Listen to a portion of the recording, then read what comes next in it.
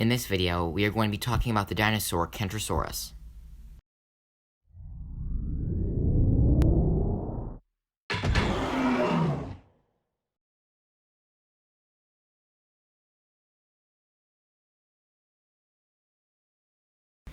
Now, Kentrosaurus lived from 163 to 145 million years ago in the late Jurassic period.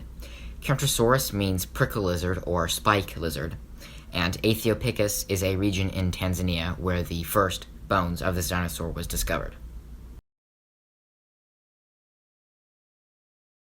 Now, for a dinosaur in the stegosaur family, it was small. It was only about 15 feet long and weighed 2 to 3 tons.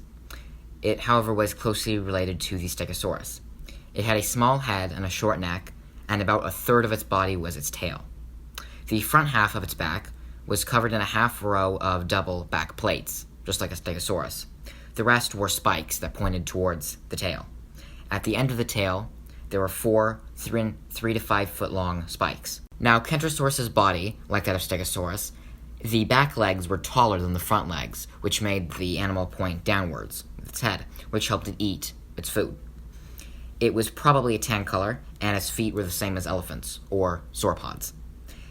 And it was also like Stegosaurus because it wasn't very intelligent. It had about the same walnut-sized brain, though it did have a good sense of smell, so it is similar to that of a rhinoceros, because rhinos have poor eyesight, they're not very smart, but they have a good sense of smell.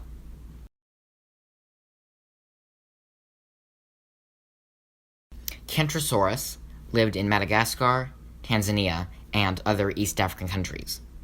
Since it was a smaller creature, it probably lived in the forest, lakes, and scrubland. It probably would not have been in the open plains, as it would have been easier for large predators to see it.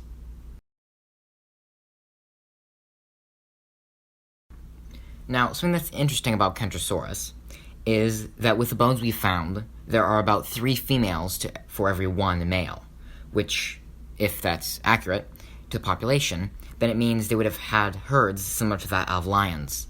If you think about it, there would have been 1 main alpha male, and then there would have been a bunch of females in those herds. The other males would have been by themselves looking for other herds, or they would just be alone, which is similar to that of deer nowadays. It ate ferns, shrubs, bushes, leaves, and maybe vines. On all 4s, it could have reached its head up to 5 feet 7 inches, and it may have been able to rear to reach a feet of over 10, but we're not quite sure about that. And now, Kentrosaurus's main defense was its tail. It could swing its tail about 30 miles per hour in a 180-degree swing, which was very deadly at close quarters. It had thick skin, and one of its most notable features are the shoulder spikes coming out of each of its shoulder blades. Now, the main reason why it had them was because a large dinosaur such as Stegosaurus, the main flaw was that a large carnivore, or even a small one, could run in and scratch, bite, and tear at its flank, and then it would just bleed to death. So the shoulder spikes had been evolved by Kentrosaurus and several other dinosaurs to guard their flank, which was their defense. And now, when it came to nesting, Kentrosaurus couldn't lay down, not like Stegosaurus, because of the shoulder spikes. It probably nested in groups. The whole herd would stay in one area and nest for a couple months, however long it took, until the young were big enough to keep up with the parents. It probably co-herded with dinosaurs like Dryosaurus and Camptosaurus, which was one of the first duck-billed dinosaurs, and maybe even small sauropods for protection, because the Dryosaurs had really good eyesight, but not a good sense of smell.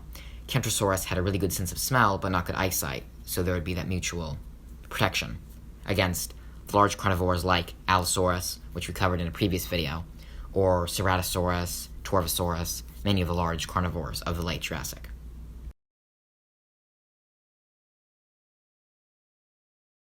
Stegosaurus was first discovered when a German expedition from 1909 to 1912, which was led by the German paleontologist Edwin Hennig.